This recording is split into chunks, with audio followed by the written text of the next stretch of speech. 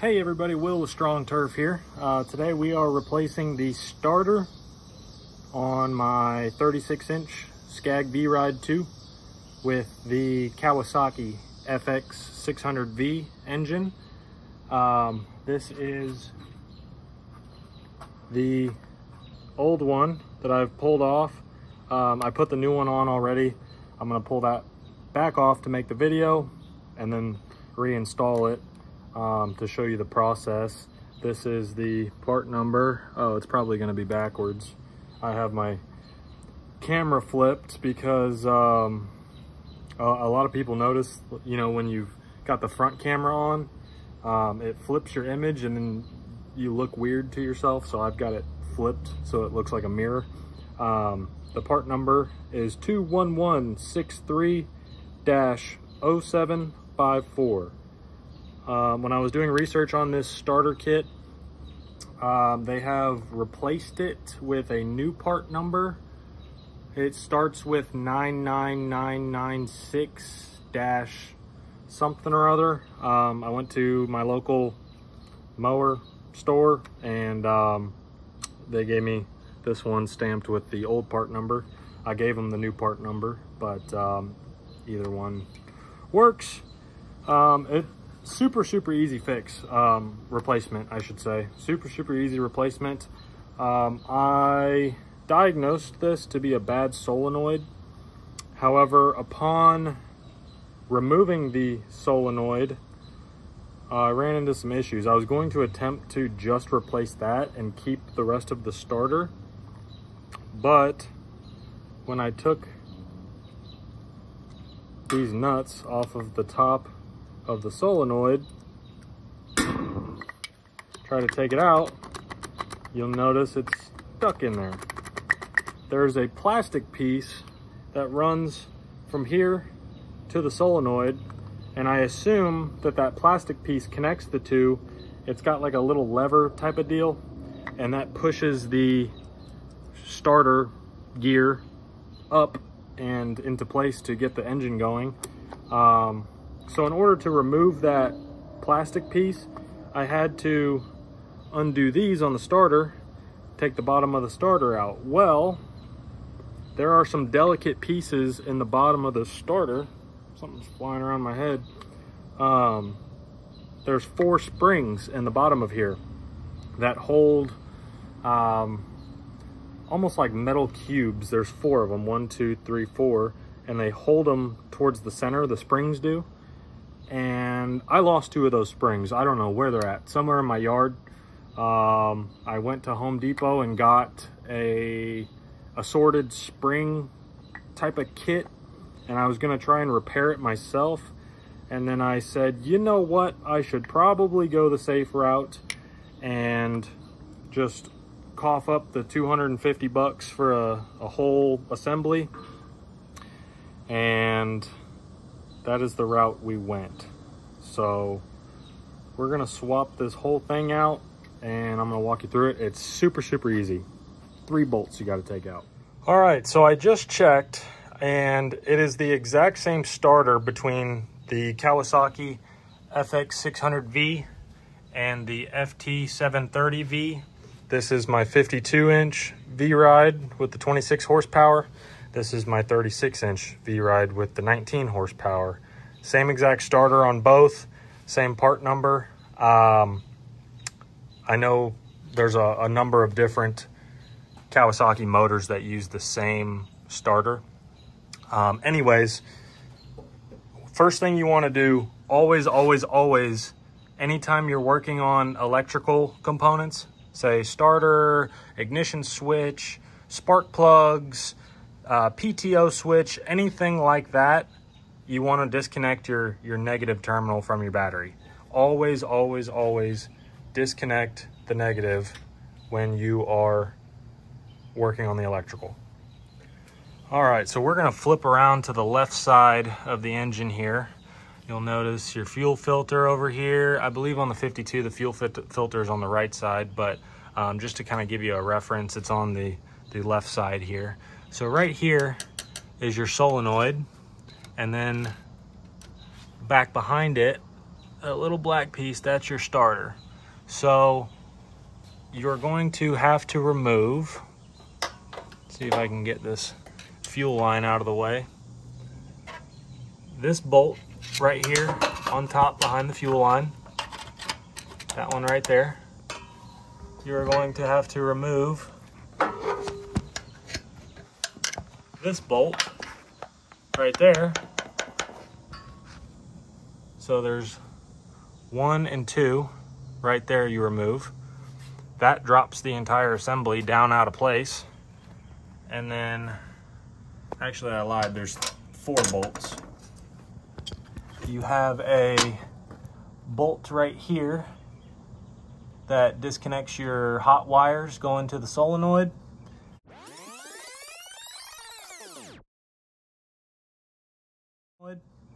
And then way back there, you can see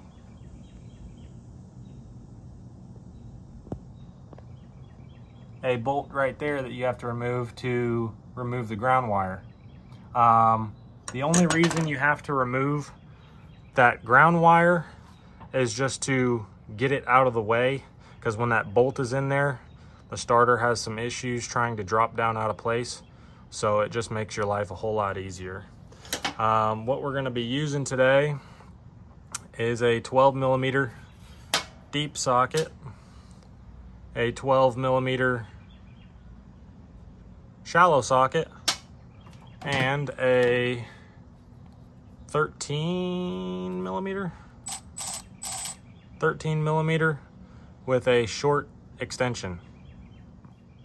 All right, so we are going to come up and under here. Now I've already loosened these a little bit, like I said.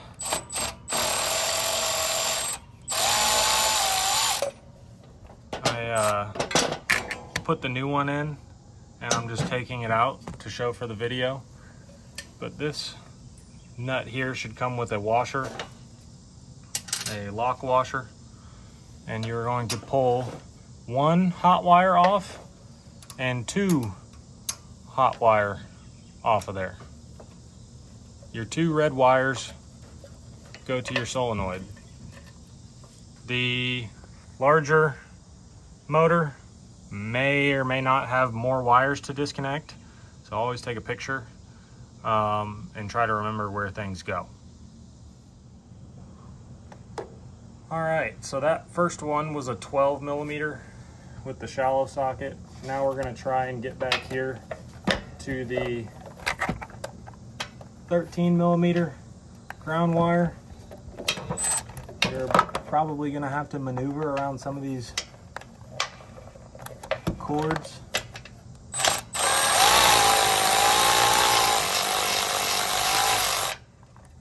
And there she goes.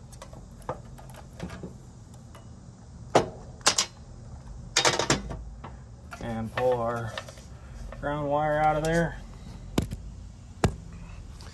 And there is our bolt. There should be a washer with that one also. I see it back here. There's our washer. Now this first top bolt has another ground wire that is connected to it. So you will want to make sure and connect that again. Let's see if I can get you a better view. You see that wire with the washer? That goes on that one. So make sure you don't forget about that one. And this other bolt back here has a bracket attached to it. This bracket right here. And that just holds some wires on there. So we're going to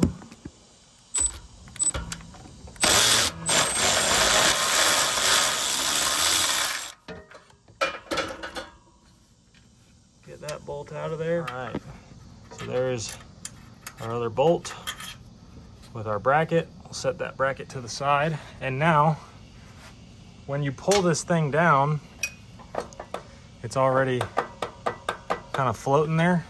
You'll notice this heat shield here with a wire going underneath it. you'll want to move that wire out of the way. Now we'll take our whole assembly and just kind of fish it up through here without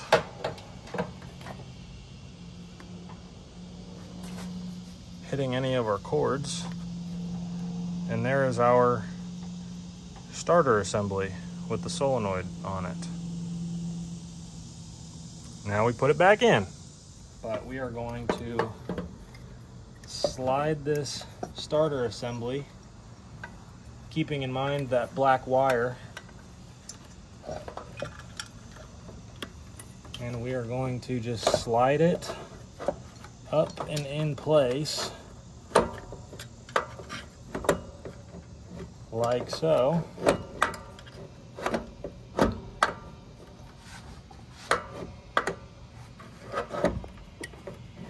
Something is in the way, I believe. Oh, just had to kind of jiggle it around a little bit.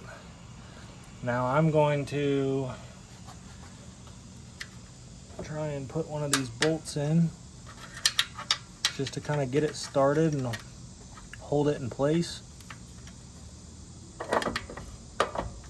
so that I don't have to fight with it.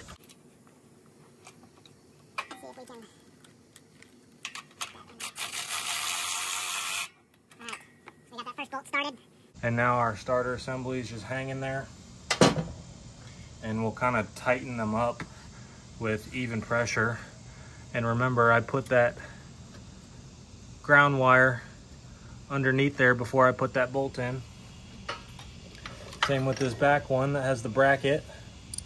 Put the bolt through the bracket. Should be a hole in the frame that you can slide that through.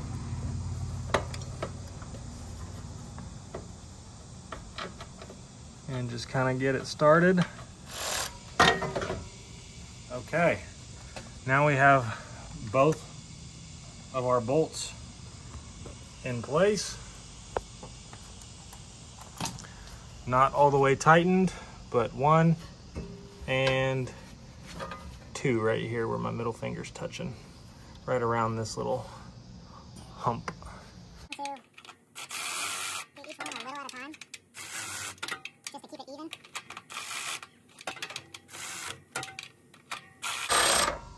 And make sure when you tighten this one, that cord doesn't get damaged.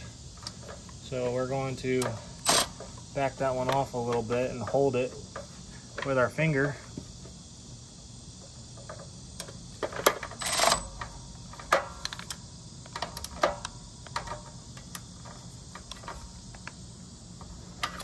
And tighten her down.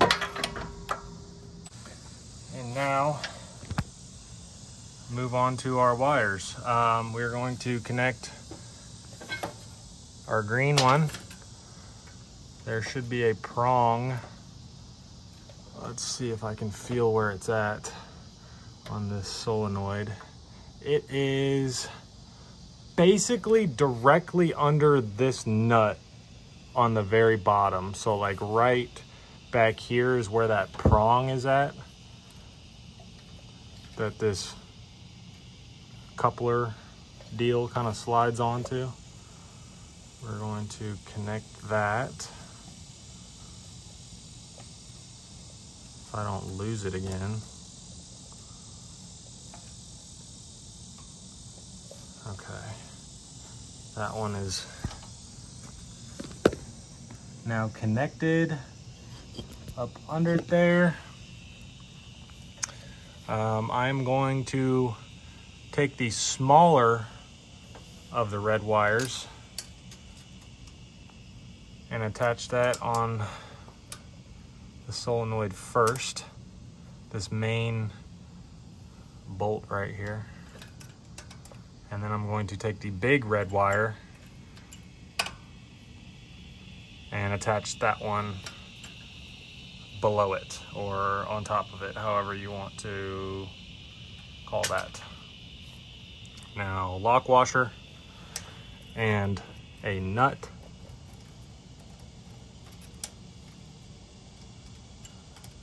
Make sure you don't lose your lock washer.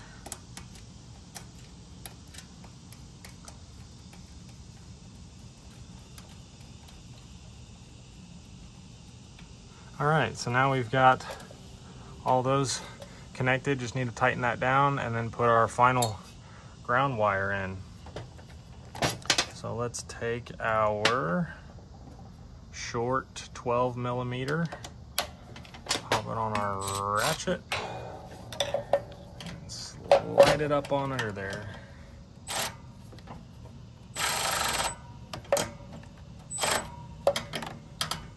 And like I said, trying not to damage these cables, because if you have an electric ratchet like this one, it will cause them to kind of rotate. So we might finish that one up with the hand ratchet.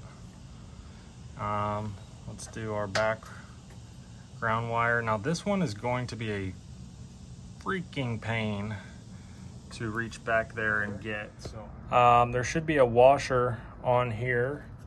I'm gonna be totally honest, I lost the washer, but I don't really care too much. So we're going to send this thing on in there somehow. Let's see how we can do this. Trying to get it started, and I believe I am successful. So you can see our two wires back in there. This one's kind of got a little loop-de-loop in it now, but that is okay. That is good enough for me. Now we're gonna tighten it down. All right, folks, we got our negative terminal on our battery connected again. Just to recap, we have our green ground wire plugged in. Here, let me get my little pointing tool. Our green ground wire plugged into the bottom of the solenoid. We have our two red hot wires connected to the bottom of our solenoid. We have our two black wires, ground wires, connected to the frame or the bottom of the engine, whatever you want to call that. We have black ground wire connected here at the top, and we have our bracket connected to the back side here. So we are going to pop the key in wherever I put the key at. Oh, it's right in front of me. Pull our choke knob, and the moment of truth. Well, I had a dead battery, so we put her on the charger pack. I guess moral of the story is don't ever get into the lawn care business.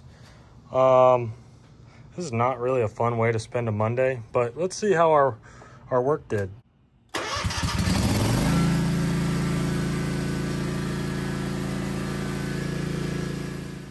All right, everybody, that's pretty much it for this video. If I helped you out, leave me a like. If you learned anything, leave me a like. If you'd like more content similar to this, subscribe to my channel. Hopefully it goes a little bit smoother for you than it did for me. Just make sure to take pictures of everything. Label your bolts, label your nuts, where they go. Yeah, pretty easy fix. So have a great rest of your day.